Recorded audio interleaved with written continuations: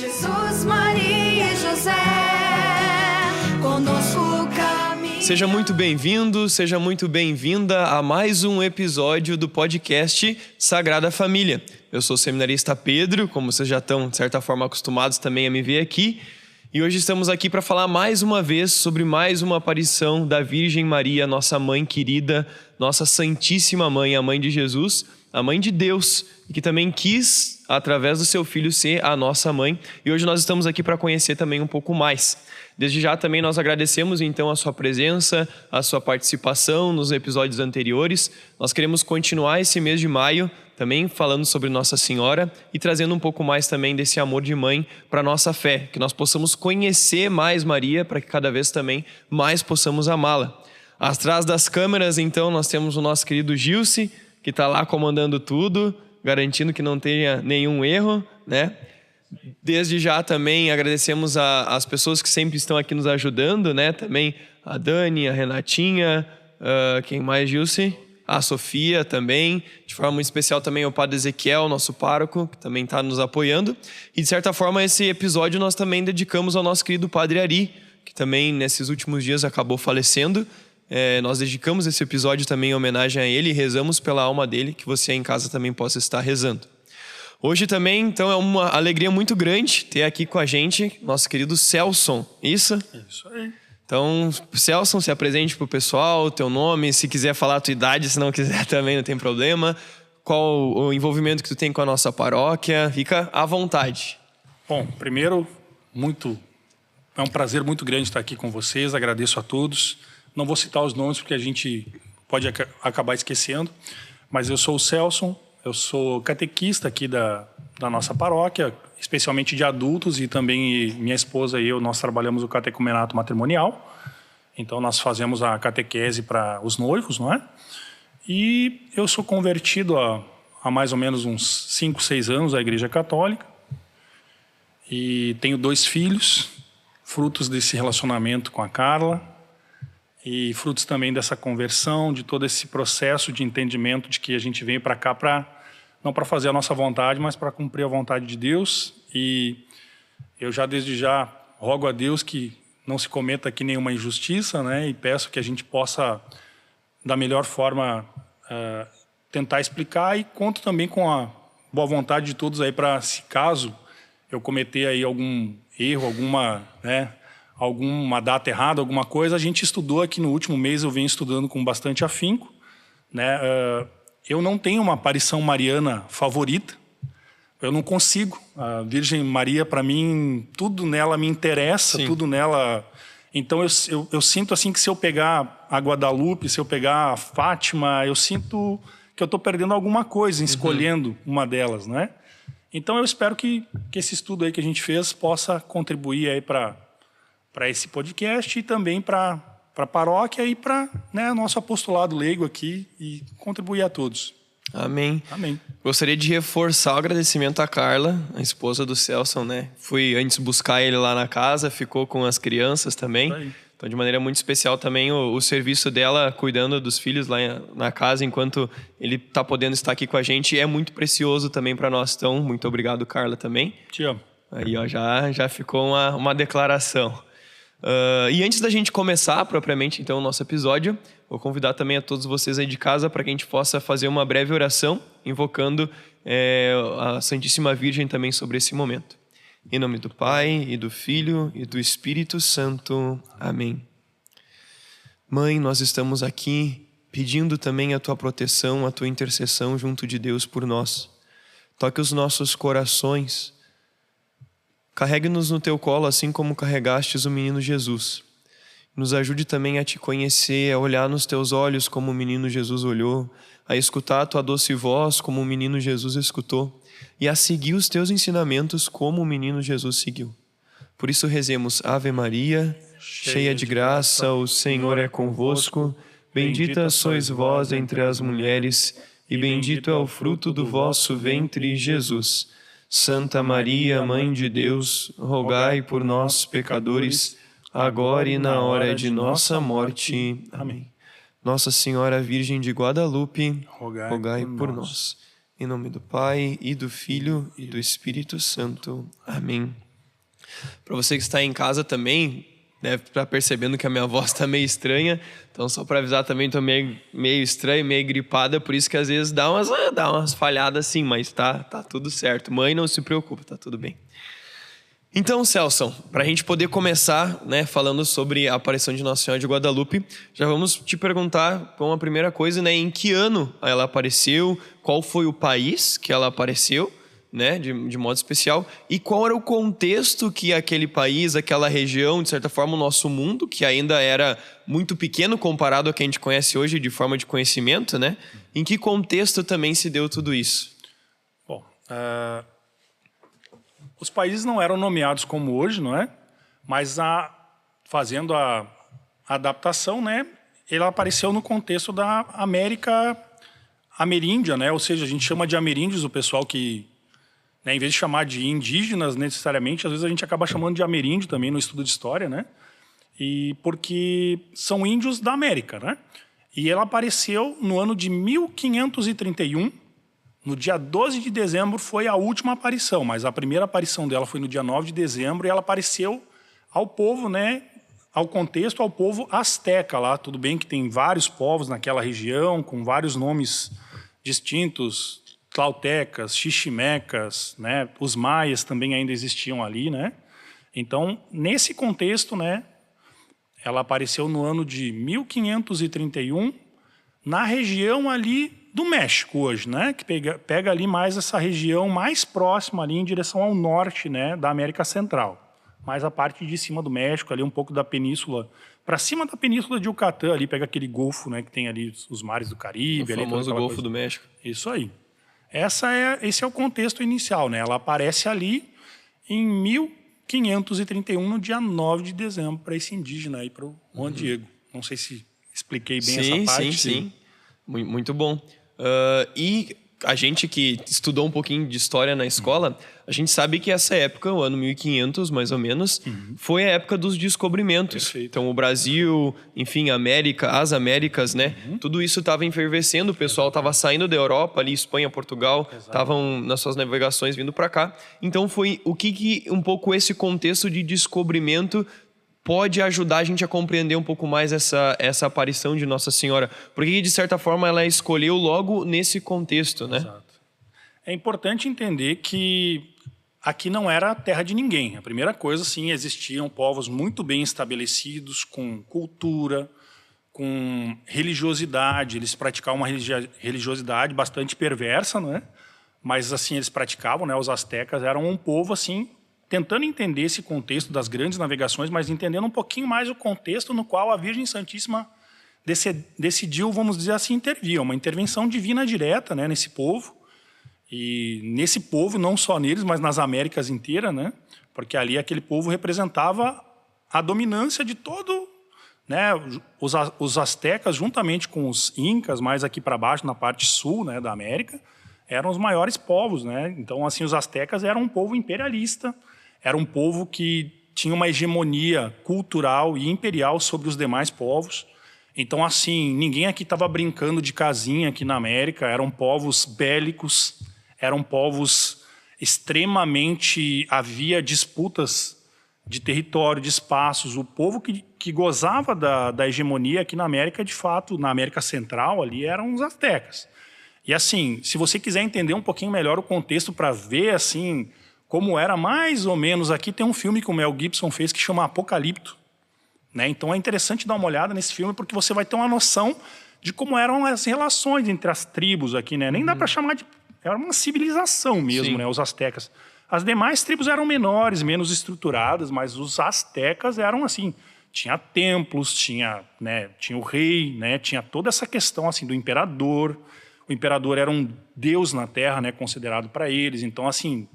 alguma analogia com os egípcios, assim, claro, não tinham relação aos povos, mas tinham língua estruturada, tinham comércio estabelecido. Então, assim, aqui não era mato, né? A primeira coisa, assim, a gente pensa assim, os europeus vieram para cá porque aqui era um bando de índio sem noção. Não, aqui havia uma cultura está muito bem estabilizada.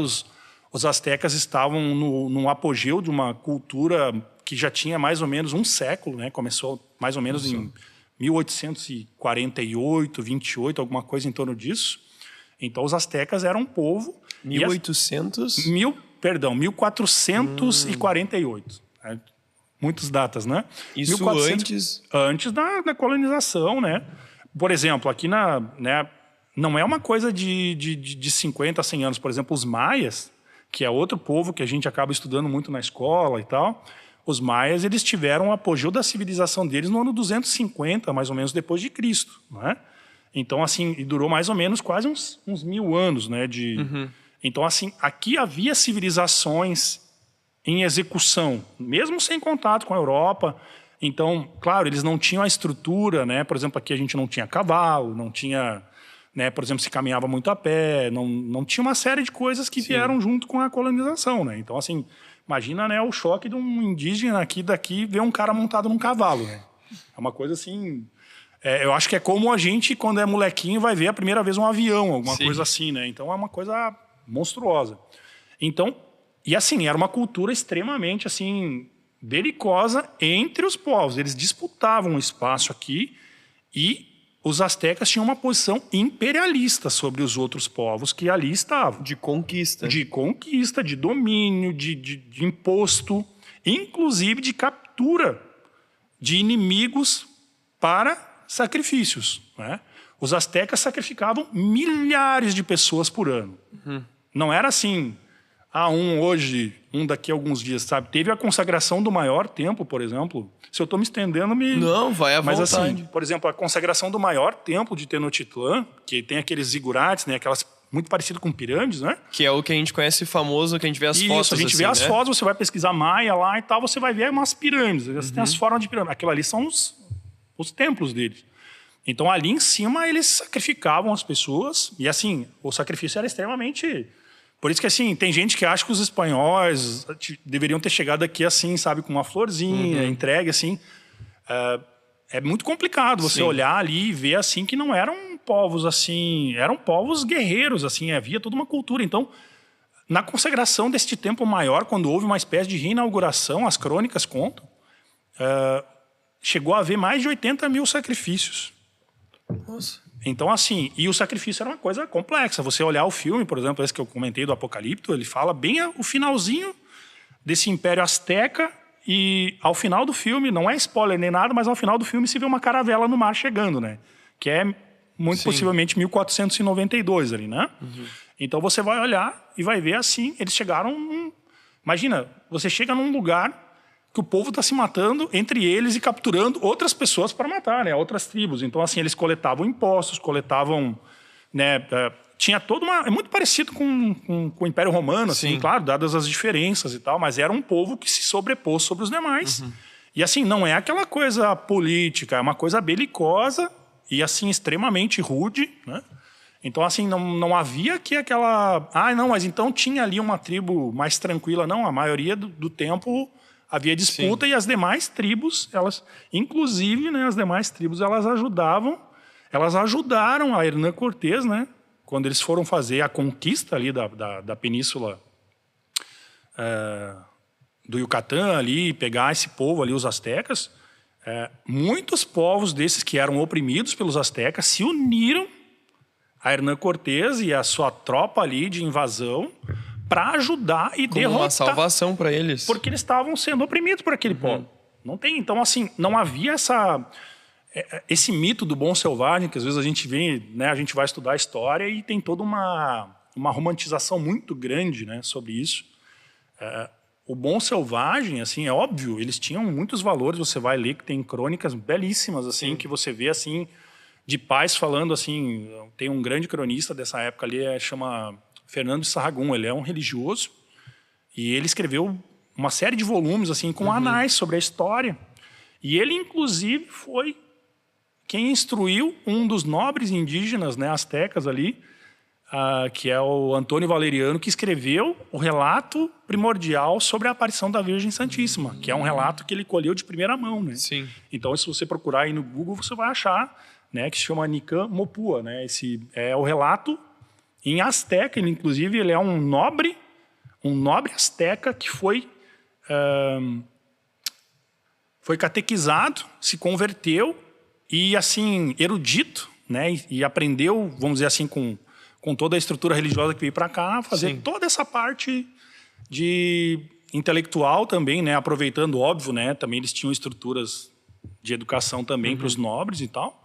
Mas aí, então, ele sofreu essa conversão e, ao mesmo tempo, ele escreveu esse relato sobre o Juan Diego, né? Que é Sim. o vidente da aparição, né? E ele escreveu esse relato, inclusive, na língua nahuatl, que é a língua asteca. Então, assim, tem uma cultura riquíssima ali. Mas, assim, não pensem, né? Assim, a gente vai olhar assim, não, coitadinho dos índios que estavam aqui. Sim. Você chega... Imagina, né, pessoal? A gente tem que fazer um exercício de imagem, né? Imagina você chegar num lugar que o próprio povo está pegando, assim, sabe como é que eram os sacrifícios? Eles acreditavam que precisariam oferecer sangue ao deus dele, que eles consideravam o deus Sol, né? Então, assim, o Sol era a maior divindade para os astecas e para a maioria dos povos ali. E uma das outras maiores divindades é a serpente emplumada, que eles falavam, né? Que é o Quetzalcoatl. Então, assim, serpente emplumada, você já vê que tem aí alguma coisa meio demoníaca, né? Sim. Vamos, né? Bem... Mas vamos tirar essa parte fora. Então, assim, como era o sacrifício? Simplesmente pegavam lá, vamos supor que você é da tribo conquistada, o povo asteca vai lá, pega uma faca de sílex, né? Que é aquele vidro, obsidiana, muito bem afiado, abre o teu peito, contigo vivo, e arranca o teu criança coração. na sala, fora. calma, tira as crianças da sala. Exatamente. Arrancava o teu peito, né, o coração contigo vivo e oferecia e jogava esse coração. Às vezes, inclusive, havia consumo de carne humana. Né? Então, assim, é uma situação que tinha que, assim... É complexo, né? Mas, assim, a gente olhando, assim, aos olhos do que é o catolicismo, o que é a Igreja Católica, assim, não tem comparação, né? É uma religião natural muito pobre, né, a deles, né? Por que é importante o pessoal de casa compreender? Por que a gente gastou um tempo com isso? Pensem um pouco. O cristianismo, ele surge num outro continente, né? A milhares de quilômetros do nosso continente, que é o continente americano. Ele surge lá como uma religião que sofreu influência de outras culturas, dos gregos, dos romanos, de Atenas, que, por mais que tinham as suas barbáries, seus sacrifícios, enfim, tinham também sua cultura que foi construindo uma forma onde o cristianismo surgiu. Quando Cristo nasce, enfim, acontece toda a cristianização daquele tempo, começa também um processo de mudança cultural na mentalidade daquele povo. Tanto que no início os cristãos eram perseguidos e demorou-se ali uns seus 300, 400 anos até que a igreja começasse a ser aceita de uma forma normal, pelo menos, né, para aquela época com Constantino. Mas enfim, por que eu falo tudo isso? Isso aconteceu no ano 400, né? Vamos supor que a igreja começou mais no ano 300.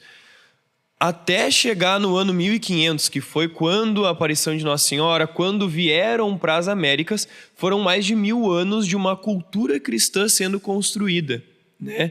Ou seja, Cristo ali já trabalhava de forma estrutural, de forma cultural naqueles povos. Quando aqueles povos chegam aqui, eles provam isso, uma coisa completamente diferente, né? Por mais que pudesse existir uma semente do verbo que a gente chama, ou seja, essas pessoas, esses índios, essas pessoas que estavam aqui, nunca ouviram falar do anúncio do evangelho de Cristo. Nunca ouviram falar, talvez, do amor de um Deus por eles. A visão que eles tinham de Deus era a visão que eles naturalmente foram tentando encontrar. Porque o homem tem uma tendência natural para procurar Deus. Só que encontraram de uma forma. E aí, muito importante que o Celso falou, por isso, né? Os cristãos, enfim, quando a colonização do Brasil, não foi uma usurpação da cultura local. Foi uma tentativa, de certa forma, também de elevação através do cristianismo. Né? Por isso que a gente tem os jesuítas como grande exemplo daqueles que vieram aqui e não saíram matando os índios. Saíram tentando buscar, tendo contato para elevar. Muito pelo contrário. Eles aprenderam o idioma dos índios, sabe...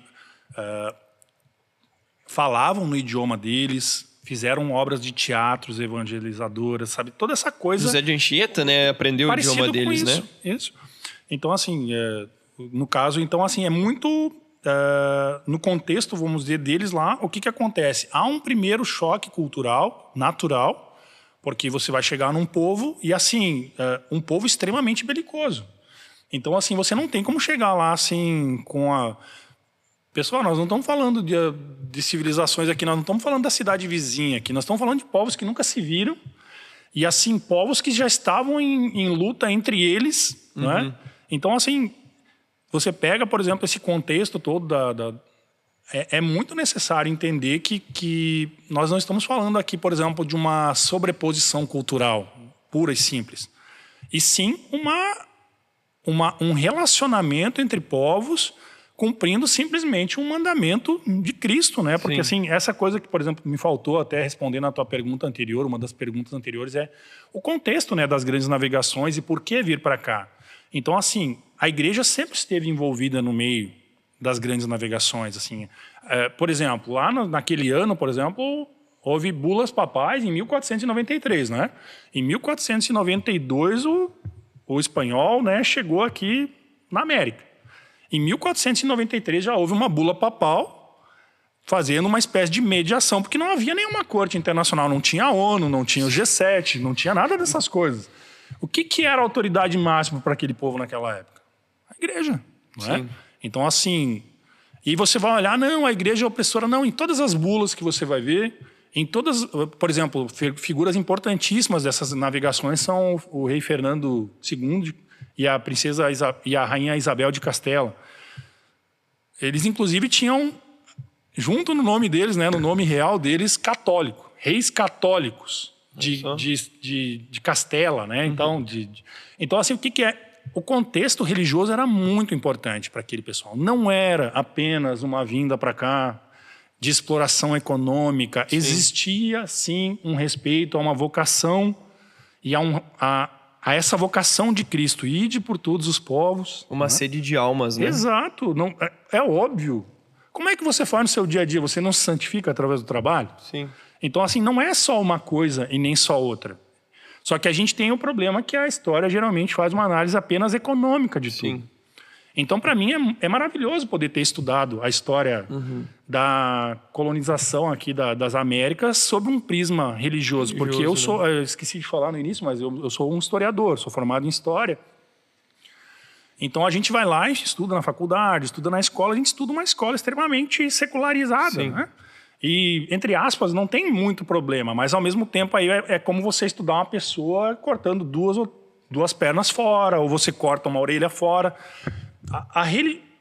É só você parar e pensar assim, esquece, tira todo o contexto da igreja fora, católica, e pensa só nos astecas. Você não consegue falar nos astecas sem falar da religiosidade deles. Sim. Nós ficamos aqui alguns minutos falando da religiosidade deles, verdade. Né? Então, assim, não existe essa visão economicista apenas, né, da história. Então você vai olhar e o que houve ali sim foi um esforço humano e houve sim coisas terríveis, tenebrosas, pessoas mal intencionadas, mas aí é só você olhar o contexto da nossa igreja hoje. Sim, né? sim. Sempre vai ter um problema, vai ter uma pessoa que vai lá, o Papa, e faz uma bula belíssima para respeitar as pessoas. Por exemplo, em 537 houve uma bula lindíssima onde o Papa Paulo III, em 1537, né? Um pouquinho depois ali desse contexto da aparição de Guadalupe e também do entendimento de que estava havendo alguns excessos, assim, e eu digo alguns, mas assim, coisas gravíssimas, assim, né? Tem, inclusive, frades católicos, né? Frades católicos denunciando. Já em 1511, tinha, por exemplo, o frade Antônio Montesinos, fez uma homilia belíssima, procura na internet, vocês vão ver.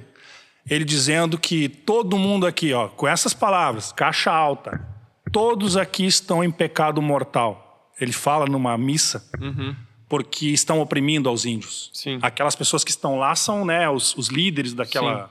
Sim. Então, assim, a igreja sempre defendeu uma catequese, uma colonização apropriada dentro dos valores humanos. Houve erros, houve acertos, é normal, onde há pessoas, não é? Sim, sim. Mas então, assim, você que daqui a pouco está no ensino médio, ou fez aquela... A história é vista simplesmente sobre um âmbito puramente econômico. Isso não é real, né? É só olhar, por exemplo, os egípcios. Tira a parte religiosa dos egípcios fora. Acaba, né? Você corta o povo pelo meio. Tira a religiosidade de Espanha e Portugal fora, você corta metade do povo fora. Sim. E é óbvio que vai vir para cá pessoas que são maus católicos, não é? Sim. Não tem aí algum parente teu, algum amigo que é um mau católico, né? Então não vai seguir o que a igreja manda, né? Sim. Mas então, né? O que me chama muita atenção, e a gente até comentava um pouco antes, no Brasil, então, foi o descobrimento, né, perto do ano do 1500, e a aparição de Nossa Senhora Aparecida foi, né, 200 anos depois, em Exatamente. 1717. Porém, em Guadalupe acontece algo um pouco diferente. Logo após a chegada, então, de Cristóvão Colombo, acontece a aparição. Ou seja, uma intervenção divina de uma forma muito mais, parece, eficaz e necessária anteriormente da catequização do que a gente teve aqui no Brasil. Então, agora entrando, a minha pergunta, né? Entrando diretamente no contexto da aparição de Nossa Senhora de Guadalupe, né? A quem ela apareceu, em que lugar, e essa pessoa que ela apareceu já era católico, não era? Porque se a gente vai pegar Fátima, os pastorzinhos eram católicos, enfim. A gente vai pegar Lourdes, a irmã era católica. Isso. Mas a Aparecida também, né, tem esse contexto católico da Princesa Isabel, enfim. Mas Guadalupe, a quem ela aparece e né, como era o conceito religioso da pessoa, né? O Juan Diego, né, hoje é São João Diego, não é? São Juan Diego, né? Ele é espanhol, né, mexicano, enfim, espanhol, de língua espanhola, mas mexicano, não é? Azteca ele era. E, na realidade ele era xiximeca, né? Que é uma dessas tribos pequenas. É mais um dos contextos interessantes porque o povo judeu não era um povo pequeno lá, né? Pequeno povo lá, né? Na Terra Santa e tal. Então a Virgem Santíssima decide aparecer para alguém de um pequeno povo lá. Ele não era um povo mais nômade, um povo menos, né? Não era aquele povo estrelão ali como os astecas, né? Era um povo já. Quem era o Juan Diego? O Juan Diego era uma pessoa, um índio, né? Que tinha uma vida normal, era um agricultor, casado, né? Ele se casou, se converteu ele e a esposa, então ele era crismado já. Inclusive, o Juan Diego é abordado pela Virgem Santíssima indo à missa para buscar os sacramentos. Então, assim, um católico, assim, Juan Diego era um católico. Quando a Virgem Santíssima apareceu para ele já era uma pessoa com todos os sacramentos e com entendimento perfeito do catolicismo. É lindo, quando a gente abordar um pouquinho mais adentro da história, vocês vão ver assim que quem o catequizou, não sabemos o nome de quem foi, mas assim, fez um trabalho brilhante. E também um pouco isso é fruto de que eles tinham uma religiosidade pregressa lá, então é aquela coisa que a gente falou, né? É uma religião natural, e a religião natural sempre vai pecar, né? Por isso que nós temos a graça de ter uma religião revelada. Sim. Deus diz pra gente como ele quer ser cultuado, não é? Como ele quer que a gente... Então o que acontece? Você vai pegar lá... Ele se converte e mais ou menos em 1524, ele é um dos primeiros convertidos, um dos primeiros batizados. Naquela época, por ele ser adulto, ele já se converte numa vida adulta. Então você vê que o chamado da graça com ele foi grandioso, né? Porque imagina você viver toda uma vida no meio daquela cultura, daquele jeito, com aqueles sacrifícios, com aquela... Né? Porque aquilo era o natural deles, né? Você vai olhar os relatos dos espanhóis chegando lá, eles falam assim que a cidade fedia em alguns lugares, porque era tamanha a quantidade de sacrifício que tinha no... Então é muito sangue, a coisa era pesada. Então assim, e aí o que acontece? Só que eles são pessoas, eles têm alma. E quando a verdade entra em contato com eles, né? Sim. O que vai acontecer? Eles vão se abrir. E como eles já tinham esse chamado da religiosidade natural, ele se converte. Então assim, ele é uma pessoa que ele é casado, ele não teve filhos, não é? Ele não teve a graça de ter filhos, então... ele fica viúvo um pouco antes da Virgem Santíssima aparecer para ele, né? E para você ter uma ideia, hoje você às vezes não vai à missa, né? Com perdão do respeito, mas assim, às vezes a pessoa não vai à missa porque não tem missa no bairro dela. Pense, 1531. Não tinha cavalo lá. Os espanhóis trouxeram com eles. O Juan Diego fazia uma caminhada de mais ou menos 15 a 20 quilômetros para ir à missa aos sábados e domingos. Então, assim, que desculpa a gente tem para não ir à missa? Então, esse é o tipo de conversão de Juan Diego. Ele entendeu e ele descobriu isto antes da Virgem Santíssima aparecer a ele. Ele já era um convertido e ele ia e entrava em contato com os sacramentos e ia aprender as coisas de Deus e assim, ia com alegria, saía de madrugada, saía, sei lá, 4 da manhã para chegar de manhã e se confessar, fazer todo o processo e acompanhar e assistir à missa, enfim, né? Participar do Santo Sacrifício. Então, o Juan Diego é um prodígio, assim. Ele é uma pessoa, ele é um dos primeiros batizados, assim, pelas crônicas que a gente tem, ele é um dos primeiros batizados, mas, assim, uma fé firme, ele entendeu do que se tratava, Sim. a fé e a razão nele convidaram, né? Então, a razão dele convidou a fé e a fé convidou a razão. E tá lá, né? Perdeu a esposa dele, não perdeu a fé, continuou indo, seguindo, buscando os sacramentos, né? Então, assim, é uma maravilha. O Juan Diego é um santo mesmo, ele foi canonizado por São João Paulo II, né? Nos anos 2000 e beatificado ele foi nos anos 90, né? Então, assim, é uma pessoa maravilhosa, assim, eu fico pensando, assim, que tipo de pessoa é essa que vive uma vida toda no meio daquelas agruras, né? E consegue entender tudo com a clareza. E assim, quando a gente falar um pouquinho dos relatos dele com a Virgem Santíssima, vocês vão ver que ele era um católico. Pois é, como é que, já entrando direto então, como foi essa primeira aparição da Nossa Senhora? Maravilhoso. Né? O Juan Diego estava indo para missa, ou se confessar, enfim, fazendo essa caminhada matinal dele. Era um sábado de manhã, ou sexta de manhã, agora não, era um sábado de manhã. E aí, então, ele fazendo essa longa caminhada, ele chega aos pés de um monte sagrado para os astecas, chamado Tepeyac. Um monte sagrado no qual uma deusa era cultuada. Uma deusa chamada Tonantzin. E era uma deusa que seria mais ou menos a mãe das deusas. Então, é muito interessante, assim, a Virgem Santíssima aparecer para ele neste contexto ali, porque ali já tem um contexto assim maravilhoso que ela está ali, só o lugar que ela aparece para ele já é uma catequese. Porque ela diz, não é ela, sou eu. E eu não sou uma deusa, mas eu sou a mãe do Deus verdadeiro. Sim. Então assim é maravilhoso. Então ele está indo e ele ouve sons de pássaros, sons maravilhosos. Você vai ler o relato, né, o Nikam Mopua, esse, né? Que foi escrito por esse nobre, ele foi colhido mais ou menos 20 anos depois dos fatos ali, e ele vai dizer assim que ele ouve sons maravilhosos, chegou, está passando, né, está fazendo a volta, fazendo a curva, né, para desviar do monte Tepeyac, e ele ouve então esses sons angelicais maravilhosos, pássaros belos que não são comuns ali, e aí ele entende que tem alguma coisa diferente ali. Sim. Então daqui a pouco ele vai se aproximando, e daqui a pouco ele vê uma voz o chamando. Daqui a pouco para tudo, fica um silêncio, mas um silêncio agradável. Ele diz que ele sente uma sensação assim indescritível, é óbvio, né?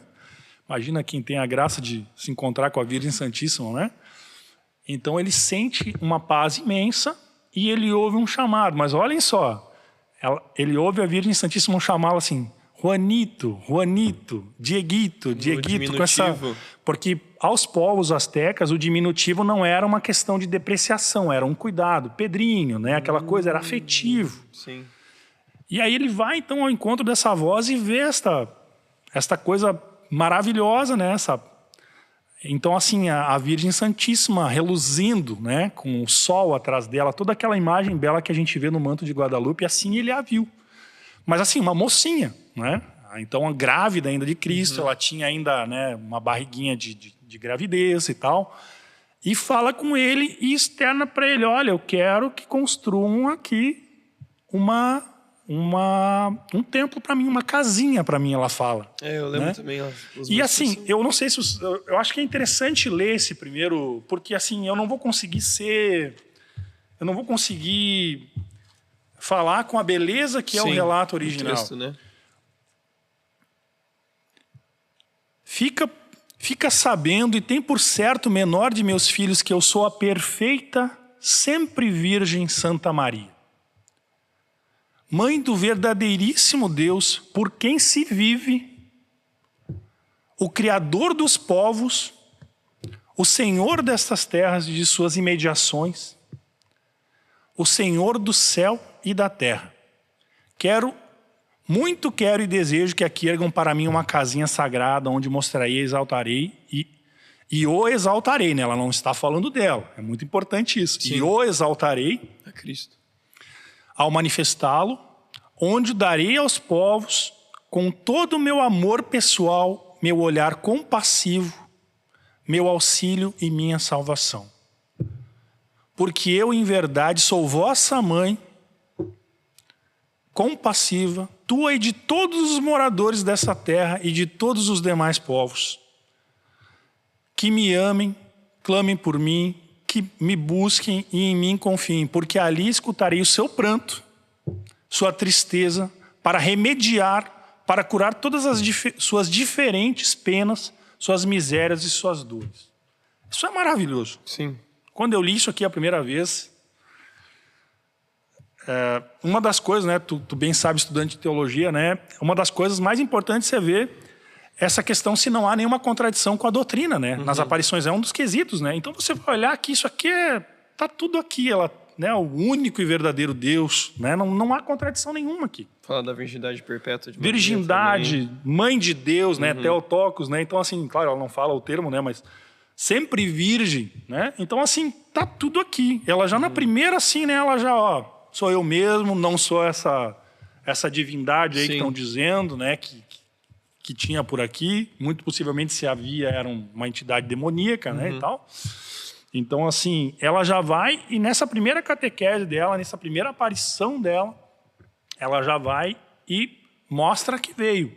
No local que ela veio, ela já diz assim, ó, aqui, ó, isso aqui não era nada. Aqui vocês vão construir um templo para o verdadeiro Deus. Então, a centralidade da primeira aparição e do primeiro pedido de Nossa Senhora a Juan Diego é que construa ali uma igreja, enfim, uma capelinha. Uma capelinha, uma casinha para mim, ela fala, né? Porque para que ela possa receber esse povo. E aí vamos pensar, pensem bem, num contexto de evangelização, olha essa distância que eu falei que o Juan Diego tinha que caminhar tudo, né, para chegar numa missa, né, numa santa missa. Então, e assim, todo o contexto pagão que havia ali dentro, né? Então, construir justamente num monte onde uma deusa era venerada, não é? Sim, trazendo, claro, não nas mesmas proporções, mas trazendo para nossa realidade hoje. É como se a gente chegasse numa igreja de algum irmão, sei lá, adventista, protestante, enfim, e a gente simplesmente construísse uma capela em cima, Exatamente. derrubasse e construísse em cima, né? A força que... E naquela época era mais forte ainda, porque hoje, se a gente fizesse isso, no máximo a gente ia ser xingado, mas acho que não ia matar a gente, né? Mas naquela época tinha Não esse posso risco, garantir. né? Tinha o risco da morte muito mais forte, Exato. né?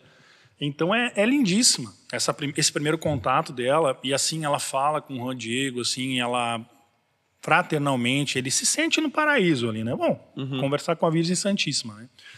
E ela faz então essa interpelação e diz assim, eu quero que tu vás ao bispo e peça para construir. Não, ela não mandou, essa é outra coisa interessantíssima.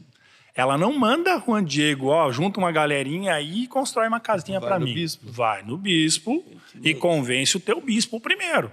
Então aqui ela já manda também uma outra mensagem fortíssima, que é a mensagem da hierarquia da igreja. E nem mesmo a Virgem Santíssima se sobrepôs a essa hierarquia. Isso é outra mensagem fortíssima, que às vezes, quando você vai olhar, quem relata os casos acaba esquecendo dessa parte. Porque a Virgem Santíssima, ora, a autoridade que ela tem, não é? Sabe? Mas aí é a humildade dela, né? Ela descobre que é a mãe de Deus e vai servir a Santa Isabel, não é? É a humildade a maior Então das autoridades, né? Então ela vai lá e pede para que fale com o bispo, né? E convença-o, né? Então Juan Diego vai lá falar com o bispo Juan. E é muito interessante, Juan Diego, o bispo é Juan também, Juan Zumárraga, um bispo muito bom. Então, assim, tem gente que olha para ele e torce um pouco o bico porque ele não acreditou logo no Juan Diego. E, assim, a primeira estrutura a duvidar de qualquer milagre para você que tem alguma dúvida sobre isso, assim, a Igreja Católica é a primeira que duvida de qualquer milagre e ela vai às últimas consequências para ver se aquilo ali não é um evento humano, alguma coisa, natural, né? Então, assim, é óbvio que ele, como um bom bispo, como um bom pastor, ele vai olhar para aquilo ali e vai ver, olha, será que esse cara não está inventando isso aí? É o que a gente faria, né? É o que a gente faria. Sim. Então ele vai lá e tenta ter uma conversa com o bispo, fica um bom tempo esperando, e assim, mas não é por desdém, não é por malícia. Imagina um bispo naquela época com todos os afazeres. E assim, você vai olhar um pouquinho da história do bispo Zumárraga, ele é o bispo, ele é o primeiro bispo das Américas a princípio. Isso. Então, né, claro, ali é o único lugar que está bem estruturadinho por enquanto. E ele vai trazer a primeira impressora para cá. Por que tu traz impressora para um lugar que tu só quer oprimir as pessoas? Pensam nisso. Quando o teu professor de história marxista falar para ti assim, olha, eles só queriam o dinheiro e oprimir as pessoas aqui na América. Por que você vai trazer uma impressora para cá? Sim. Não, era uma HP que nem hoje em dia, né? Uma prensa, né? Alguma coisa, né? Provavelmente do... Então, assim, o que acontece? Eles estavam evangelizando as pessoas e preocupados. Sabiam que ele trouxe? Ele mandou vir da Espanha, mandou vir mudas de frutas para cá, para melhorar a dieta dos nativos. Sim. Um bispo, pessoal. Então, assim,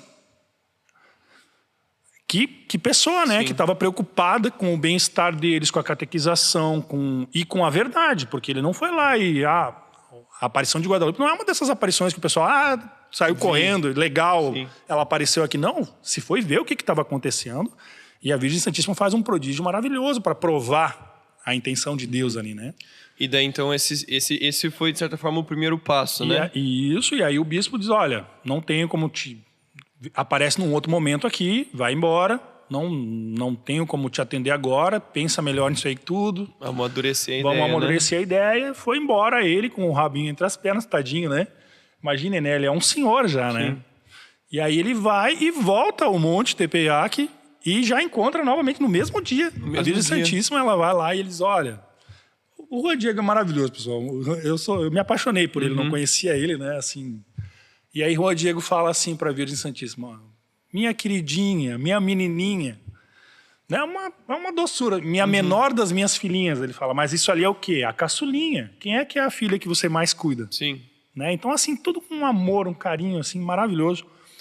E aí ele fala para ela, quem sabe tu, estou falando aqui com as minhas palavras, claro, quem sabe tu não encontra alguém mais importante, eu sou só um carregador de piano aqui, claro, não falou piano, né? Eu sou só um trabalhador, sou uma pessoa desconhecida, então quem sabe tu pega E aparece pro bispo. e aparece direto pro bispo, para alguém importante, porque ele não acreditou em mim, o bispo, ele falou assim.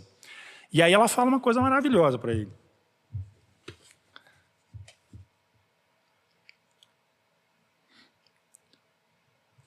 Escuta, menorzinho de meus filhos, e tem por certo que não é escasso o número de meus servidores e mensageiros, a quem poderia encarregar de levar meu alento e palavra para que efetuem a minha vontade. Porém, é muito necessário que tu vás pessoalmente e suplique que por tua intercessão, olha que maravilha essa palavra, se realize e se cumpra o meu querer e a minha vontade. Então a Virgem Santíssima ali, claro, com uma revelação, né? Sim. Ela é porque em filosofia a palavra necessária é muito grave, né, Pedro?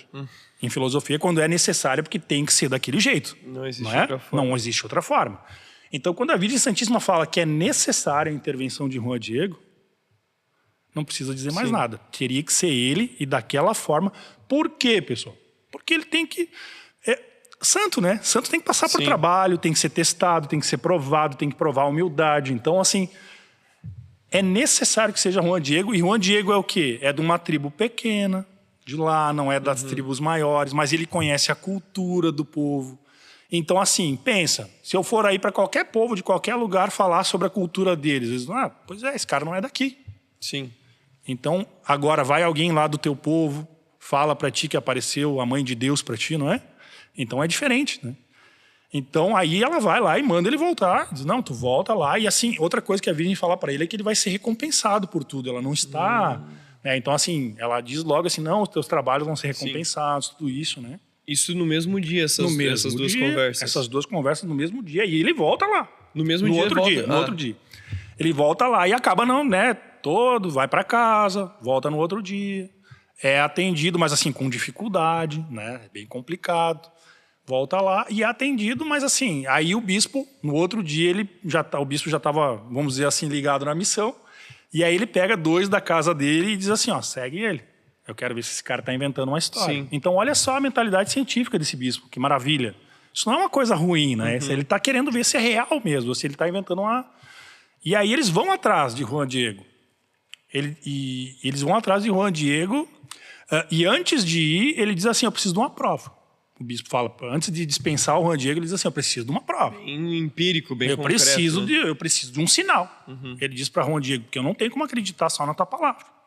E então o Juan Diego vai, mas imagine uma pessoa que caminha 15, 20 quilômetros.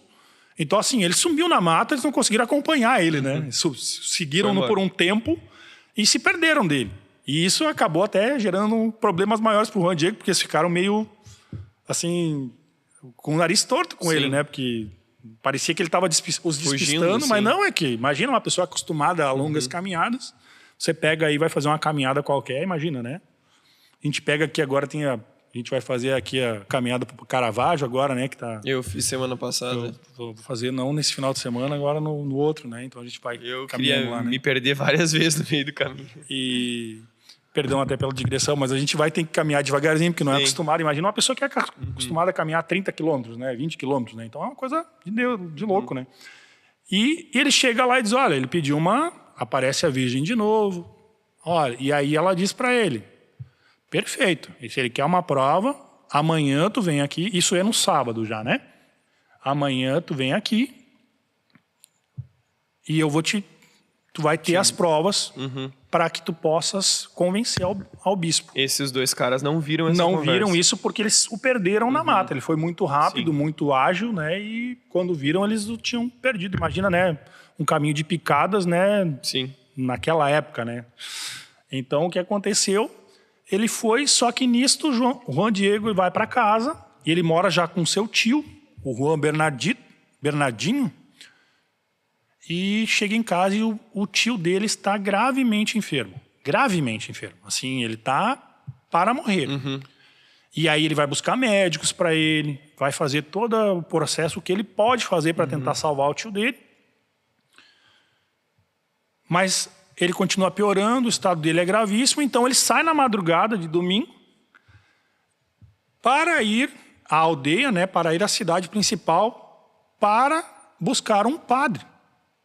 Porque ele sabe que a alma do tio dele precisa receber um encomendamento. Então, lembra que eu falei que eu ia dizer da catequese que esse nosso irmão aí recebeu? Uma catequese perfeita. Sim. Né? Hoje, imagina, tem pessoas que não chamam um padre para fazer uma unção de enfermo por medo, né? De que a pessoa ele tá achando, ele acha que vai morrer, né? Aquela coisa, né? Vai matar a pessoa. Pelo contrário, pode melhorar a pessoa, né?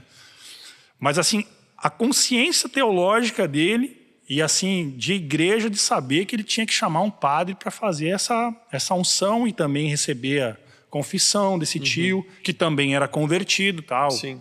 Então, assim, tanto é que o nome é João, né? Não era um nome indígena, né? Inclusive, o nome da esposa do Juan Diego, né, era Maria também, né? Então, assim, belíssimo, assim, né? Belíssima a conversão deles, né?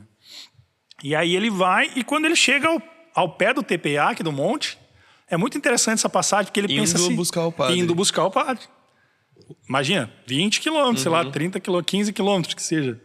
E aí ele chega ao pé do monte e ele pensa, eu vou ter que desviar aqui, porque se ela me ver, ela vai me parar e eu não vou conseguir trazer o padre. Mas vejam isso, a consciência dele. De levar logo de levar, o padre, porque é mais importante naquele momento salvar a alma do tio dele e dar a ele. Então, assim, é isso que é um santo, não é, Pedro? É isso que é um santo, né? É mais importante salvar a alma do tio dele do que conversar com a Virgem Santíssima. É lindo isso. É emocionante. Quando a gente lê isso nos relatos, assim, a gente vai olhar, parece uma inocência dele, mas não é. É uma clareza maravilhosa, né? Então ele vai e tenta fazer a volta no morro, porque ele pensa, eu vou desviar dela, depois eu volto, vou resolver o problema com meu tio depois. E aí ela o chama, ela vem descendo em direção a ele e o chama, o que você está fazendo? Claro, estou falando aqui com as minhas palavras, né? E aí ele explica, olha, tu não vai acreditar, mas um dos teus filhos, um dos teus seguidores, um dos teus, está passando graves problemas agora, meu tio, e ele precisa de um padre porque ele está sofrendo a passagem dele. Ele vai morrer e tal. E ela diz assim, aí eu preciso ler aqui porque é maravilhoso, eu não vou conseguir dizer.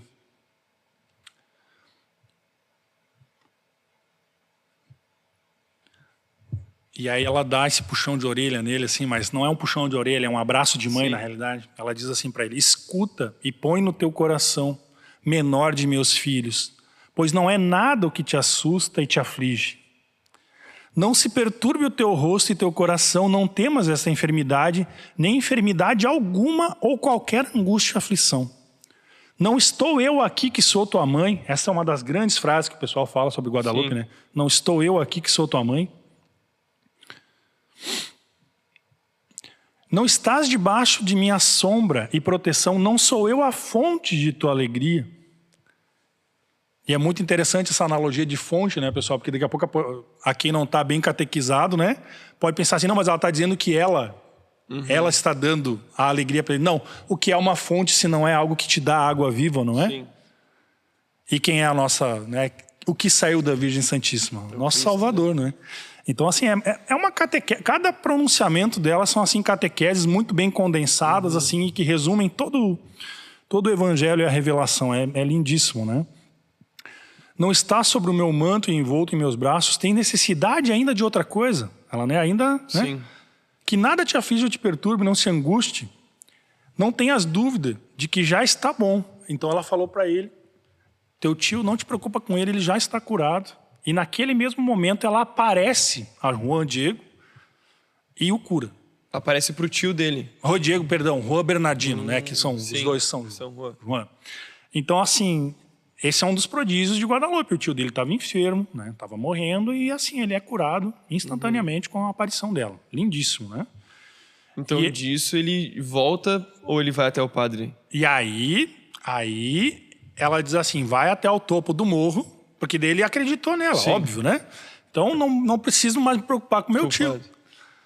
Tá tudo certo, tá resolvido. E aí ela diz assim, sobe no morro lá que a gente teve a nossa primeira conversa e vai lá e colhe umas flores que tu encontrar lá.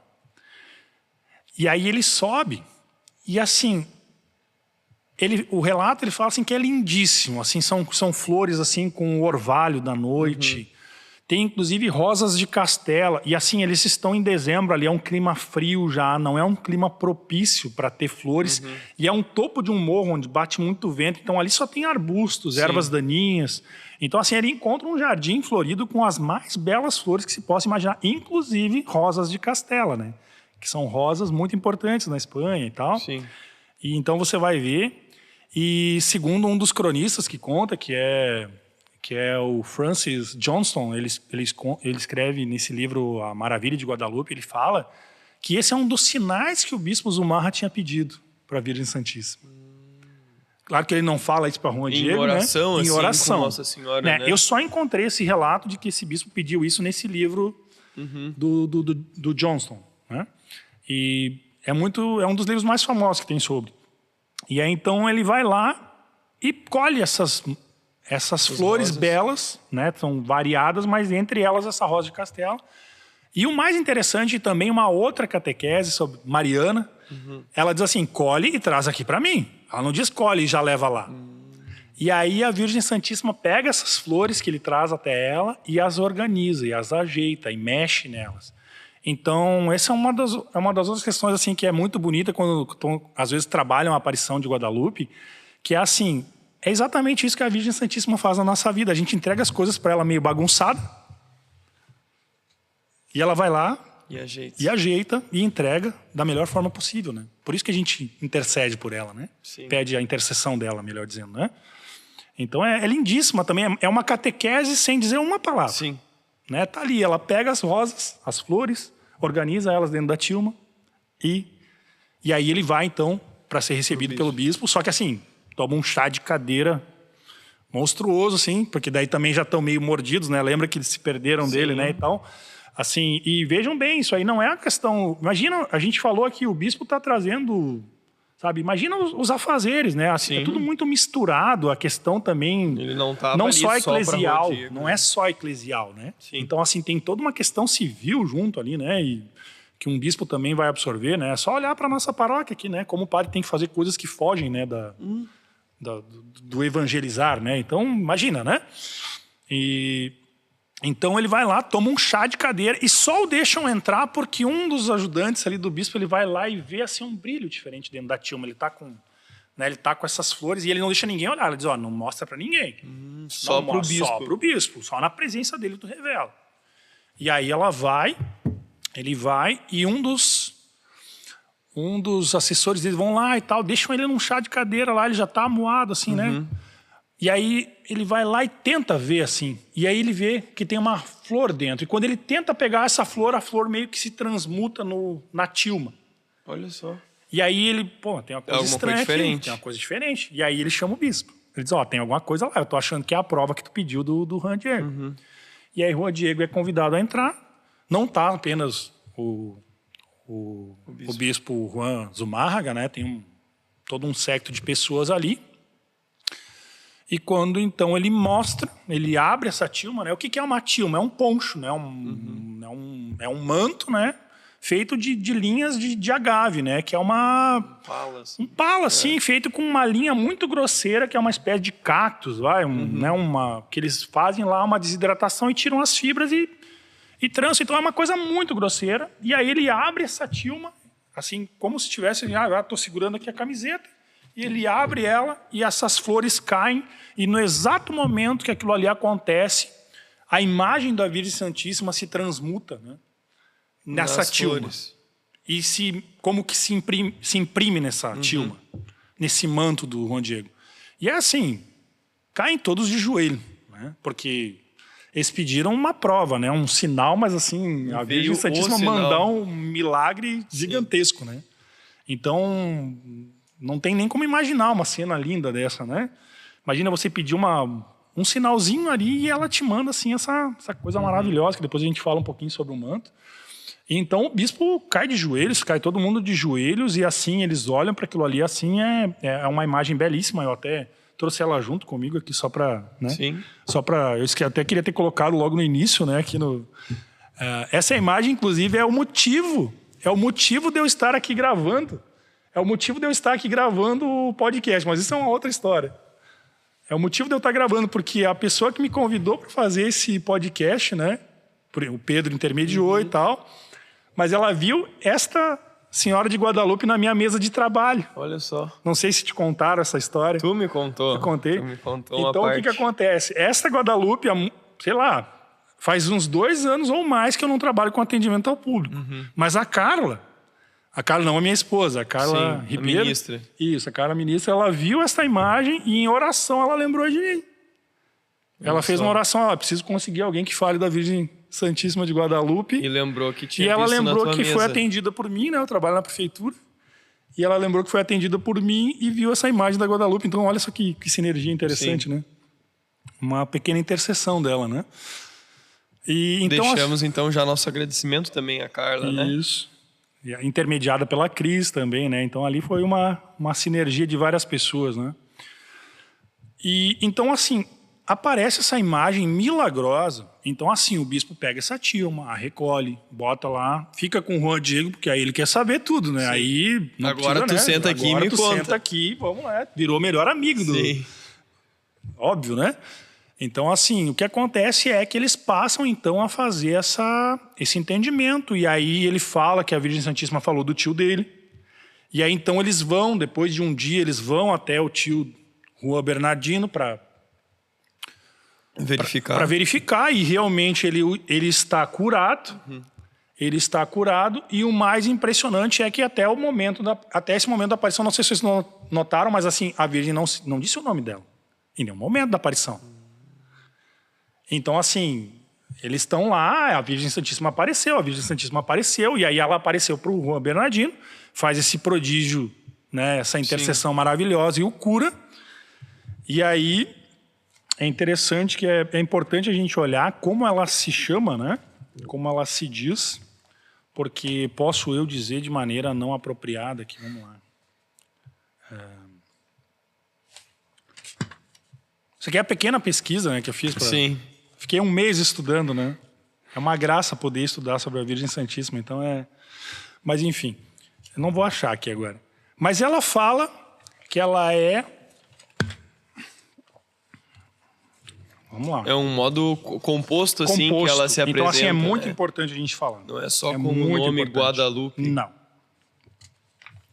Vamos... É importante. Depois o Gil aí faz o corte, né? Tá bom? Então, Enquanto ele vai procurando vai lá. ali, vamos para os nossos comerciais, na verdade, né? Uma coisa no meio de tudo isso, pessoal, que é importante de uma forma espiritual que a gente compreenda também, né? Para dar uma centralizada em tudo isso.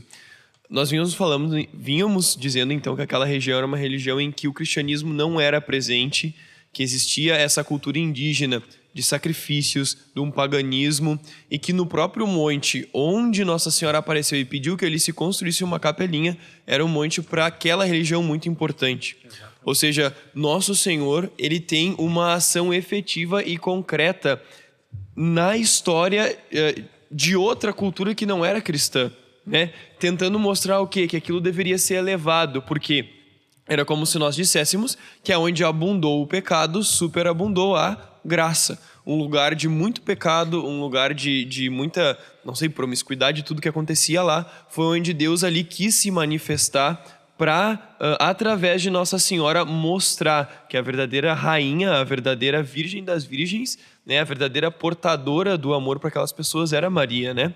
Então, né, trazendo isso um pouco para tu e para minha vida, né? Esse nosso pecado que às vezes nos oprime, essa nossa dificuldade que tanto nos limita e nos afasta de Deus, se nós tomamos ela como vergonha diante de Deus, é isso que o próprio Satanás, o próprio inimigo, quer que nós façamos, que nós nos afastamos de Deus por causa desse pecado, né? Mas às vezes é esse pecado que nos faz nos aproximar de Deus, entregando Ele nas mãos de nosso Senhor, né? É aquele monte, o monte do sacrifício de pagãos, que foi depois o monte em que o sacrifício de Cristo foi relembrado, né? Então que isso possa estar presente na minha e na tua vida, né? O nosso pecado é modo de salvação da nossa vida, né? Por isso que o salmista vai dizer: eleva o cálice da minha salvação invocando o nome santo do Senhor. O cálice é onde vai dentro o sangue, e o sangue se lembra do sangue de Cristo que morreu pelos nossos pecados. Portanto, o cálice da nossa salvação, de certa forma, é entregar esses nossos pecados na mão de nosso Senhor, né? Peço perdão, não achei. Não devo ter colocado no resumo, mas importante é saber que ela se diz em língua nahuatl, tá? Isso é muito interessante, porque aqui eu esqueci de comentar, a Virgem Santíssima não está falando em espanhol, ela está falando a língua indígena, né? Ela tem aspectos, inclusive, indígenas, né? De uma mocinha indígena mestiça, né? Então, assim, tem toda uma série... Mas ela vai dizer que ela é a Virgem, sempre Virgem, Santíssima, tal, Mãe de Deus, só que não é aquela primeira, ela vai usar um outro título importante ali, que ela fala para Rua Bernardino, mas não está aqui nesse meu resumo, eu devo ter cortado fora na hora de... É um nome pequeno? É. Cuauhtlaatoatzin, não? Isso, acho que é isso aí. É, que significa águia que fala. Ah, não, esse é o nome do Juan Diego. Esse é o nome do Juan Diego, o nome, né, dele próprio. Mas enfim, não tem problema, tá? A gente trouxe várias informações, mas é interessante, eu preparei todo um resumo aqui, justamente uma das coisas mais importantes, mas é assim mesmo, né? Isso faz parte. Mas ela vai dizer, em língua nahuatl, que é a língua asteca, que é a língua que todos ali falam, eu sou a mãe do Deus e aquela que pisa na cabeça da serpente. Então tem uma relação muito importante com Apocalipse, né? Com toda essa parte do Gênesis, Apocalipse, ali, essa coisa da mulher, né? Porém, inimizade entre ti, né? E entre a tua descendência dela, né? E então, assim, ela vai dizer ali em língua nahuatl que é uma coisa como Quatzá alguma coisa. Quatzá, e aí eu não vou lembrar, por isso que eu queria ter lido. Só que na prática, o que acontece? Há uma assimilação fonética com Guadalupe por parte dos espanhóis, mas é que Guadalupe, já existe um prodígio de Guadalupe lá na Espanha, né? Em Cáceres, sim. Que é a Nossa Senhora de Guadalupe de Cáceres, lá na região da Extremadura, né? Então, assim, por uma aproximação linguística, os espanhóis passam e começam a chamar por uma Nossa Senhora Aparecida. Imagina que nem nós aqui temos, por exemplo, a Nossa Senhora do Caravaggio, que é próxima de nós aqui. Aí aparece uma Nossa Senhora que tem um pronunciamento fonético próximo, né, de Caravaggio, então a gente vai chamar, que já conhecemos da mesma forma. E é o que aconteceu ali. Então eles passam... Só que é muito importante ela falar que ela é a que pisa na cabeça da serpente, porque um dos maiores divindades dele é o Quetzalcoatl, né? Que é essa serpente emplumada. Então, assim, aqui vem mais assim uma série de catequeses assim que só os indígenas iam entender. Ela fala esse nome dela já pro bispo, Não, ela fala pro Juan. pro Juan Bernardino, que é o tio. Pro tio. Então é muito interessante a junção de todas essas partes desse Sim. quebra-cabeça. Porque em nenhum momento para Juan Diego ela fala o nome dela. Sim. Então ela vai falar, e também no manto não está escrito nada, né? Então, por uma associação, eles vão associar com Guadalupe, então acabou ficando conhecida como Nossa Senhora de Guadalupe. Mas em língua nahuatl quer dizer ali a que pisa na cabeça da serpente, algo do tipo, né? Então, assim, é muito interessante porque ali há o contexto legítimo do que a gente vê, que é a inculturação cristã dentro...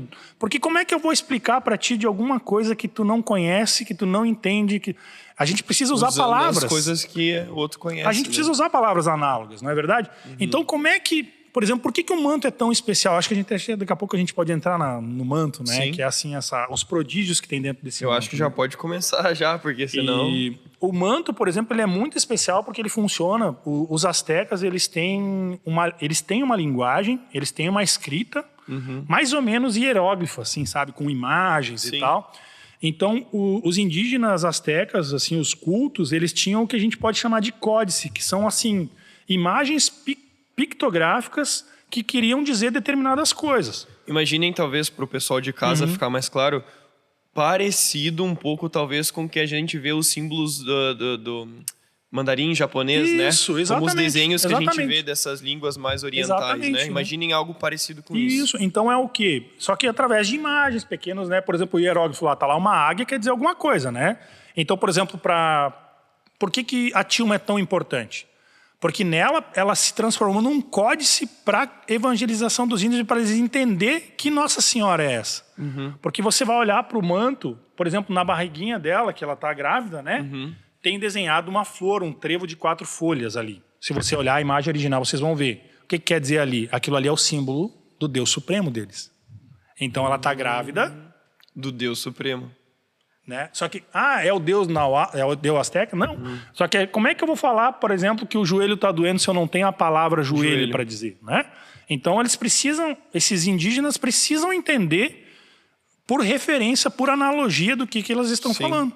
E aí você vai olhar, ela tem um manto, ela tem uma faixa sobre a barriga, essa faixa negra. Essa imagenzinha dela é bem simples, não dá para ver direito, mas ela tem uma faixa negra sobre a barriga. O que quer dizer isso? A faixa negra sobre a barriga quer dizer gravidez. Ela está grávida e essa florzinha bem no ventre dela, ela está grávida do Deus Supremo.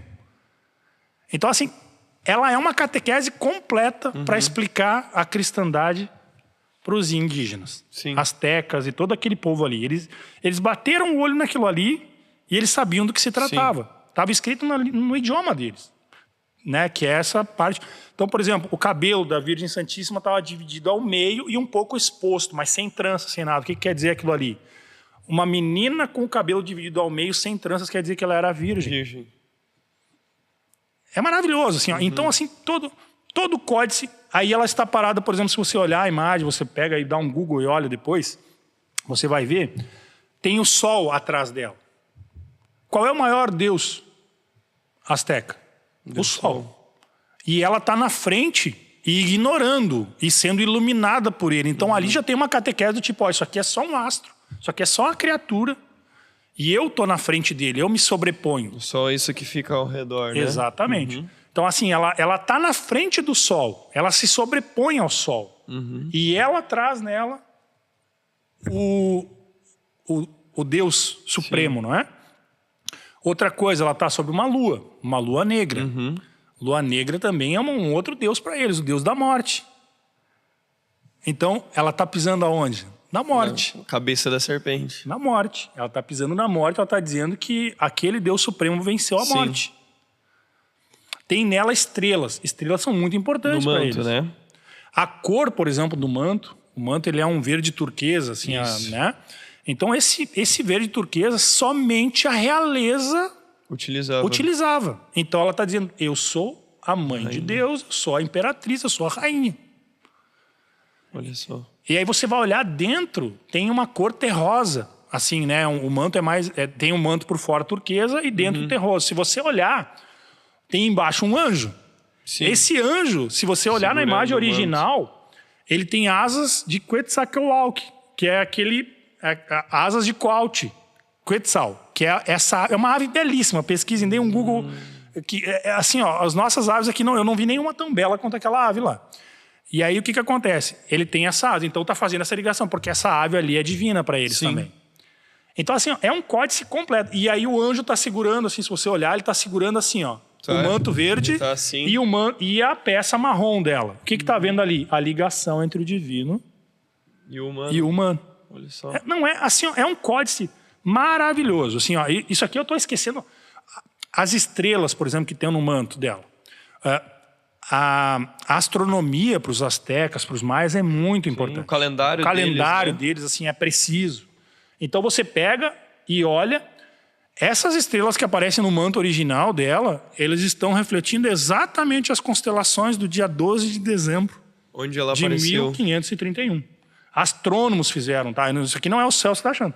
Astrônomos foram lá e fizeram uma análise, usaram programas astronômicos para voltar para o dia 12 de dezembro de 1531 e viram, só que tem um detalhe, está invertido. Como assim invertido? É como se estivesse olhando de cima as estrelas. Ou seja, o Deus Supremo que viu as estrelas Sim. daquele jeito. Olha só. Então, assim, os índios ali, os astecas, eles bateram o olho naquilo ali, eles viram que só podia ser Deus que ia fazer um negócio desse. E a questão do olho dela. O olho é maravilhoso. O olho, assim, é todo um estudo à parte que teve que haver evoluções tecnológicas, né? Sim. Porque Então, é algo assim, muito pequeno na imagem, né? Se você olhar, é o tamanho de um olho normal. Foram feitas análises e se encontraram 12 ou 13 imagens dentro do olho da Virgem Santíssima. Só que assim, o importante que você tem que pensar é o seguinte, isso ali é uma tilma, não é um pano refinado, maravilhoso, É grosso, preparado. né? Pensa no sisal que a gente tem aqui, né? Aquelas cadeiras de sisal. É uma coisa parecida Aquela com aquilo ali. cadeira Sabe que é aquele, trançada, né, assim? trançadinha de sisal, assim, que é grosseiro, é a mesma coisa. Não é um lãzinho bonitinho que a vozinha pega lá e vai fazer aquele blusãozinho, né? É uma coisa grosseira, mesmo assim, feita com baixo refinamento. Então eles vão lá e olham e fazem uma ampliação dos olhos da Virgem Santíssima e vem 13 pessoas, mais ou menos, lá dentro. E vai olhar, é mais ou menos... Procurem, olhem. Vocês vão ver, é mais ou menos... assim, olhando, e tu nota que está lá Juan Diego, está lá. Ou seja, é como se tivesse sido imortalizado nos olhos na ilha. Sabe quando eu estou te olhando aqui? Sim. A tua imagem e a imagem de todo o estúdio aqui, ela está se refletindo no meu olho. Como se tivesse gravado Então, a imagem. aquele momento que ela desceu, né? Que o Juan Diego desceu a tilma, aquele momento foi impresso, foi imortalizado naquilo.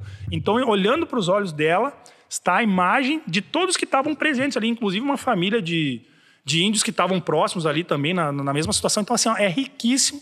Você olha, e assim, existe profundidade nos olhos. Por exemplo, a tilma, pessoal, não houve nenhuma nem duas vezes. Ela ficou 100 anos.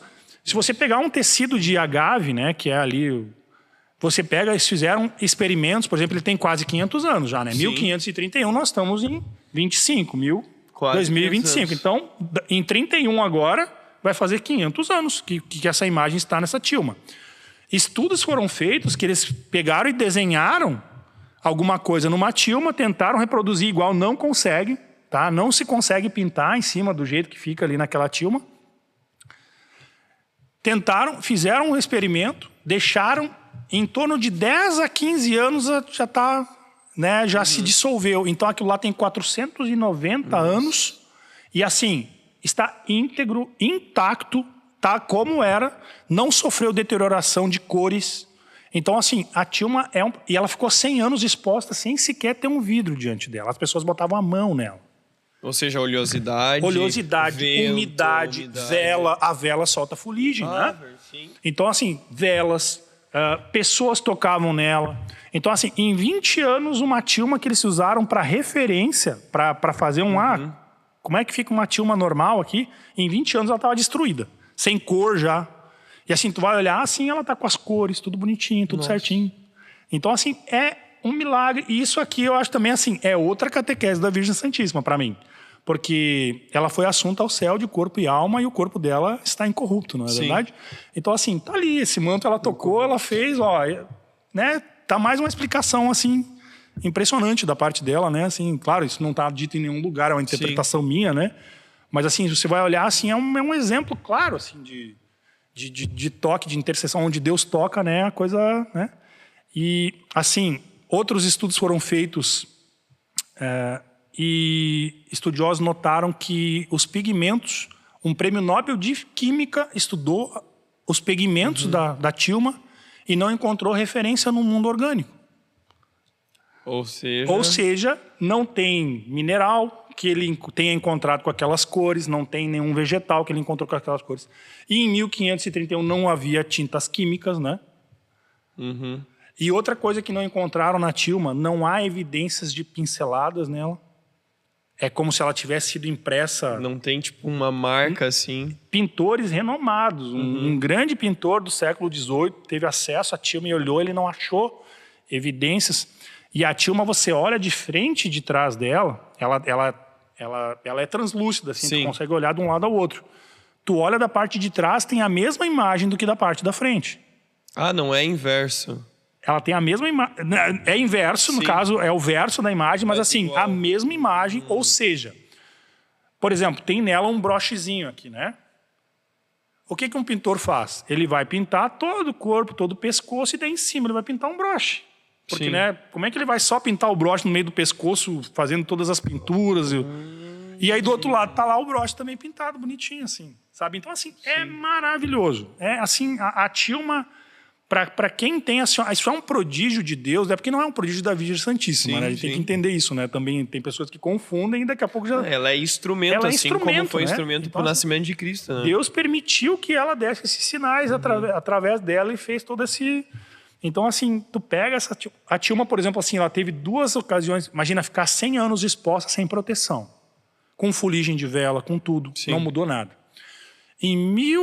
No século XIX... Estavam fazendo a limpeza dela e o vivente lá, o Celso da vida, foi lá e derramou ácido nítrico na beirada da tilma. Não aconteceu absolutamente nada. Você vai olhar na imagem, tem uma manchinha do lado. Ácido nítrico, se você botar na sua mão, cai o dedo fora. Sim. Né? Então, assim, é uma coisa assim, assombrosa os milagres que tem ao redor dessa tilma. Houve uma grande peste em 1544, por exemplo, e se fosse o povo asteca, eles teriam sacrificado milhares de crianças, né? Porque quanto mais grave era a crise que eles estavam vivendo, mais puro tinha que ser o sacrifício. Então, sacrificavam jovens, né? Então, crianças e tal.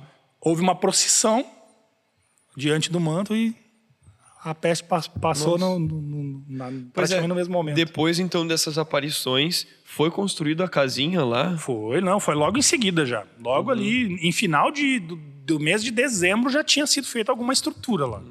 Porque, né, o bispo não precisou de nada. E aí, cara, foi evoluindo. Hoje tem uma basílica enorme lá, né? Muito bonito. Outra coisa, houve um atentado, a bomba, na basílica em 1921. Né? Um governo totalmente revolucionário, materialista, né? Contra a igreja. E aí, isso se alinha com o podcast anterior, com Fátima, né? A Rússia espalhará os erros, né? Um dos segredos de Fátima, não é? Sim. Então, assim, em 17, a Virgem Santíssima aparece em Fátima e diz que a Rússia espalhará os erros. E em 21, há um atentado em Guadalupe, por exemplo, tentando destruir ali a obra de Deus e a igreja de Deus, e depois isso tudo vai ensejar nos cristeiros, né? No movimento dos cristeiros ali no México, São José Luís, né? Viva Cristo Rei, tal, gente morrendo para defender a fé, e tu não vai na missa no domingo, né? Mas vamos lá, né? A história dele é muito bonita também, né? Então, assim, pessoas que morreram, né, para defender a fé, então eles largaram uma bomba com dinamites dentro da catedral, da basílica, e ela explodiu diante do altar, voou pelos ares pedaços do altar, retorceu uma cruz com o Santíssimo, cruz, imagina, de bronze, provavelmente ela era, retorceu, sequer arranhou o vidro da imagem. Nossa. E era um vidro normal, não era um vidro à prova de bala, por exemplo. Né? Então, assim, eu acredito que a gente já esvaziou um pouco, né, os prodígios que estão ao redor. Outra coisa maravilhosa, assim, que milagres houve associado, por exemplo. Meu Deus, em 31 aparece essa imagem. Pensem, pessoal, pensa assim, vem um povo estranho e diz para ti que os teus deuses, as tuas coisas estão erradas. É muito difícil isso, né? A gente tem que, sabe, a gente tem que se colocar. Por exemplo, é só você pensar naquele teu amigo protestante, naquele teu amigo budista. Sim. Sabe, é muito difícil você falar para ele sobre a fé verdadeira, né? Ele tem os valores dele. Então, assim, havia uma resistência cultural muito grande. E aí a Virgem Santíssima, Deus através dela faz esses prodígios. Então, assim, tu pega e vê, assim, que 7, 8 anos depois, já 8 milhões de astecas haviam sido batizados. Nossa. Então, assim, é um sinal muito grande, assim. E, assim, quando eles estão fazendo o transporte da tilma para aquela basílica prévia, os índios muito faceiros, muito felizes, porque eles viram ali a representação do que era o verdadeiro Deus, não é? E um dos índios faceiros atira uma flecha e aí há um episódio de uma flecha perdida, não é uma bala perdida. Uma flecha perdida. Uma flecha perdida que acaba matando um dos que estavam lá. E essa pessoa é colocada sobre o altar e ela ressuscita, né? Então, Revive, assim, né? revive. Olha só. Então, assim, 8 milhões de conversões em menos de 10 anos. Né? É num contexto, é todo um contexto. Agora eu também estava lembrando, a aparição foi em 531. Ou seja, a revolta protestante tinha sido anos anterior na Europa. Menos de 15 anos. 1517, né? Exato. A Europa passando por um contexto totalmente ali de crise na mensagem igreja. fortíssima. E ali Nossa Senhora aparecendo e revigorando a igreja em outro continente, né? Me parece ali, assim, que... Porque aí também a gente entra nessa questão, assim... para as pessoas que são indiferentistas, né, com relação à religiosidade, né? Tanto faz a igreja, todas levam a Deus, aquela história toda, né? E aí eu olho assim e a gente vê assim, mas por que esse prodígio de Deus para um povo que era pagão se eles tinham uma religiosidade natural? Porque então, né? Então, assim, Deus fez ali uma intervenção muito cirúrgica, muito importante, muito necessária, porque me parece assim, o que acontece, né? O contexto protestante, por exemplo, é muito antimariano, né? Então, é mais fácil aparecer para um índio que nunca tinha ouvido falar em Jesus, uma Virgem Maria, do que daqui a pouco para um protestante lá que está negando os valores católicos, né? Então, assim, é muito interessante ver assim que milhões ali, né, foram perdidos da Igreja de Cristo na Europa. Em outro lugar. E aí Deus faz esse prodígio maravilhoso, assim, né? Que milhões acabam se convertendo ali em menos de 10 anos, né? Sim. É muito forte a religiosidade no México hoje, né? É importante isso, né? Vejam, meus queridos, a ação concreta de Deus na história. Às vezes a gente pensa, talvez, muito de uma forma transcendente, de que Deus está lá e não tem essa ação conosco, né? Mas não, concretamente, no tempo certo, de forma necessária, como a gente falava, né? Porque, né? Nós podia ficar aqui horas, né? É uma história que se completa e que, como tu mesmo disse, cada elemento da Virgem vai trazendo uma catequese nova e vai ensinando aquele povo de uma forma, né? Uma pergunta, talvez final, assim, para ti, né? Por mais que a gente já tenha trazido essa parte espiritual para tudo isso, mas o que de forma muito especial Nossa Senhora de Guadalupe, que apareceu, né, há quase 500 anos atrás, pode ensinar para nós hoje, ou talvez ensinou para ti nesse tempo que tu estudou e que pode servir para as pessoas que estão em casa, né? Qual é uma mensagem que talvez Nossa Senhora trouxe para eles e que hoje é necessário que novamente seja abarcado em nossos corações e no coração do pessoal de casa? Para mim, quando ficou muito claro que Deus fundou uma igreja. Porque esse tipo de prodígio que foi feito ali mostra, né, que não há como, por exemplo, assim, quando Cristo vai lá e fala assim, ninguém vai ao Pai senão por mim. Não tem como ter indiferentismo, né? Então, assim, por exemplo, a gente vive num tempo que a espiritualidade é muito etérea, assim, sabe aquela coisa, não há diretrizes fixas. A pessoa tem uma coisa que ela chama de espiritualidade, por exemplo, né? E aí ela vai pegar uma colcha de retalhos muito complicada ali, de coisas que ela gosta de cada elemento religioso, e vai montar um negócio que é a religião do Celso, a religião do Pedro, a religião da pessoa que estiver coligindo aquelas coisas. Só que se fosse assim, não ia ter necessidade de haver esse tipo de prodígios. Então, assim, o cristianismo é uma religião revelada, é uma religião na qual Deus mostra pra gente como Ele quer ser, como Ele quer que a gente se relacione com Ele. E assim, eu acho que Deus deu para a América aqui essa colher de chá. Olha, eu já revelei lá em Jerusalém. Já revelei. Sim. Tá lá, tá tudo lá, a verdade da fé tá lá, os apóstolos estão levando elas e depois os bispos vão trazendo, toda a parte dos religiosos que vieram aqui para a América. Só que assim, precisou de uma força a mais aqui na América. Por quê? Porque Deus estava mostrando ali que existe uma igreja. Existe uma coisa física no mundo. Então assim, a Tilma é mais um exemplo disso, né? Essa marca física no mundo. Então a igreja ela não é só espiritual. Ela é uma coisa material também. E Deus, complementando o que tu disse, e Deus escolhe uma característica, uma nota própria da Igreja Católica para fazer isso. Ou seja, a Virgem Maria. A Virgem Maria. Em Guadalupe e em Aparecida, Exatamente. em São Paulo, né? Deus dá, porque assim, Deus escolhe um meio para entrar no mundo. Então, todas as ações de Cristo e as coisas que aconteceram no mundo são manifestações da vontade de Deus, né? Então, o que Deus poderia ter surgido no mundo, né? Cristo poderia ter simplesmente aparecido em algum lugar. Aí ele vai lá e dá essa catequese da família. Ele diz, a família é importante. Eu quero que você entenda que a família é importante. Olha, a igreja de Cristo é importante. Então, assim, vocês não podem continuar essa religiosidade asteca. Sim. Vocês até estão tentando aí. Porque assim, a gente também não pode olhar com essa soberba. Pensa nós aqui, se não tivesse vindo à igreja para nos evangelizar, nos catequizar, daqui a pouco a gente já está cultuando essas coisas também. Sim, com certeza. Porque a gente tem uma mentalidade, uma espiritualidade, uma vontade de se conectar com Deus. Isso está na nossa alma. Deus nos fez para Ele. Então a gente quer se conectar com Ele. Aí tem pessoas que vão se conectar com qualquer coisa. Sim. Só que aí Parcelas, né? Deus vai lá e nos mostra o que Ele quer. E aqui na América Ele veio e disse assim, é isso que eu quero para a América. Sim. A Virgem Santíssima trazendo a igreja dele. Amém. Olha, dá pra muito pano pra manga, né? Até peço perdão pela verborragia. Não, rapaz, foi com certeza para quem tá acompanhando de casa e para mim também, por mais que tenha escutado algumas vezes, hoje foi muita novidade e trouxe muito isso, né?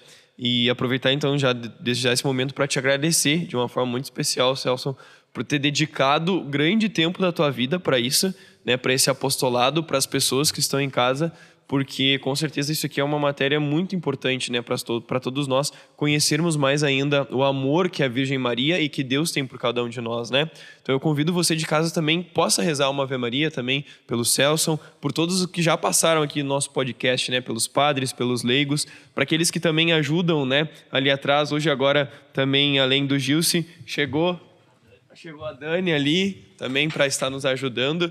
Essas pessoas doam o seu tempo também para que a obra de Cristo possa estar sendo cada vez mais construída, né? Possa estar sendo cada vez mais efetizada, de certa forma, assim, efetiva no mundo, né?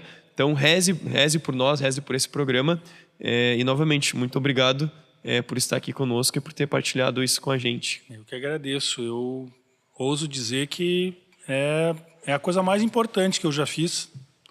Porque eu já fui youtuber, eu tenho canal do YouTube, de uma série de outras coisas assim, mas eu nunca falei um tema tão grave, tão sério e tão importante como esse, né? Sim. Assim, porque a internet tá cheia de trivialidade, cheia de coisas assim que vão te afastar daquilo que realmente importa, né? O mundo, o diabo e a carne sempre fazem isso com a gente, né? Então assim, a Virgem Santíssima está aqui te fazendo um convite, assim como ela fez para mim. E eu tenho certeza que há um plano muito especial na vida de cada um desses que estão assistindo a gente hoje. E não é um plano genérico. A Virgem Santíssima está querendo se relacionar com você para te levar para o único e verdadeiro Deus, que é Jesus Cristo. Amém. Obrigado e perdão aí se eu falei alguma coisa errada. A culpa é do Celso e não da igreja. Amém. Tá? Sim. Isso. Podemos fazer uma breve oração, então, para a gente finalizar? Em nome do Pai, e do Filho, e do Espírito Santo. Amém. Senhor, nós te agradecemos por esse momento, nós te agradecemos pelo teu amor por nós, nós te agradecemos pela igreja, nós te agradecemos por nos dar, porque nos destes uma mãe. Esses elementos, Senhor, constituem parte da nossa vida e se o Senhor nos deu é porque nós temos que amar. Nos ensine cada vez mais a amar a nossa mãe. Nos ensine cada vez mais como São Juan amar a Eucaristia, amar os sacramentos, amar a igreja, conhecer ela, e para que nesse meio, nessa caminhada até a Santa Missa, nós possamos te encontrar. Para que na volta da Santa Missa nós possamos te encontrar, para que na Santa Missa nós possamos te encontrar. Rogue por nós, Maria, seja esse caminho até Deus, seja esse caminho até Cristo na nossa vida. De maneira muito especial também rezamos hoje pelo Celson, por sua família, que Nossa Senhora também possa estar intercedendo por cada um. Ave Maria, cheia de graça, o Senhor é convosco. Bendita sois vós entre as mulheres, e bendito é o fruto do vosso ventre, Jesus. Santa Maria, Mãe de Deus, rogai por nós, pecadores, agora e na hora de nossa morte. Amém. Nossa Senhora Virgem de Guadalupe, rogai por nós. Em nome do Pai, e do Filho, e do Espírito Santo. Amém. E que viva Cristo Rei. Viva Cristo Rei. Então, meus queridos, muito obrigado por ter nos acompanhado. A gente pede de maneira especial que compartilhe, né, esse nosso projeto, que é uma continuidade de um projeto que já vinha, né, sendo efetivado ano passado com o programa da Hora da Ave Maria. Então, compartilhe, esse é um projeto nosso, da nossa paróquia, né? Mande nos grupos, mande nas suas redes sociais, enfim. Como avisos, de forma muito especial, se tiver mais algum, o Gil se aponta ali, mas sempre lembrar que a Missa das Famílias ocorre sempre no primeiro domingo de cada mês, às 19 horas na paróquia. Então, Missa das Famílias, primeiro domingo de cada mês, às 19 horas na paróquia. E nós estamos, meus queridos, nos aproximando do Pentecostes. Portanto, nós vamos ter na nossa paróquia a Vigília de Pentecostes. Vai ser um momento de proximidade com o Espírito Santo. Então, você está convidado para no dia 7 de junho, mês que vem é? Junho ou julho? Eu sempre confundo. Julho. Não, junho. Nós estamos em maio, junho. Junho, isso aí. Dia 7 de junho, tá? Às 19h30, ou seja, a missa na paróquia às 18h. Às 19h30 inicia a Vigília de Pentecostes até mais ou menos umas 23 horas da noite, com a presença do nosso querido Padre Diego dos Anjos. Ele é atualmente vigário em Canela, né? Mas estará conosco também nos ajudando a rezar. Não se preocupe, vai ter um intervalo para a gente fazer um lanchinho também, para poder, além de nos preencher com o Espírito Santo, também encher a nossa barriga. Eu só vou pedir para que você que deseja participar, a gente vai também disponibilizar um link para que você só bote o seu nome, para que a gente tenha uma ideia mais ou menos de quantas pessoas vêm, para que a gente possa nos organizar para esse evento. Então, dia 7 do mês que vem, às 19h30, na nossa paróquia, a Vigília de Pentecostes. Tem mais algum aviso, Gilce? Eu só fiquei confuso se a missa da família é às 18 ou às 19. A missa da família é às 18, né? Às 18, eu falei às 19, desculpa. A missa da família, primeiro domingo de cada mês, às 18 horas, na nossa paróquia. Obrigado aí ao nosso staff sempre ajudando. Então, muito obrigado você que nos assistiu. Obrigado novamente ao Celso, à sua família, ao Gilson e a Dani também que estão lá atrás. Rezem por nós e estamos juntos e até o nosso próximo programa, então. Amém? Que viva Cristo Rei! Viva Cristo Rei! Amém.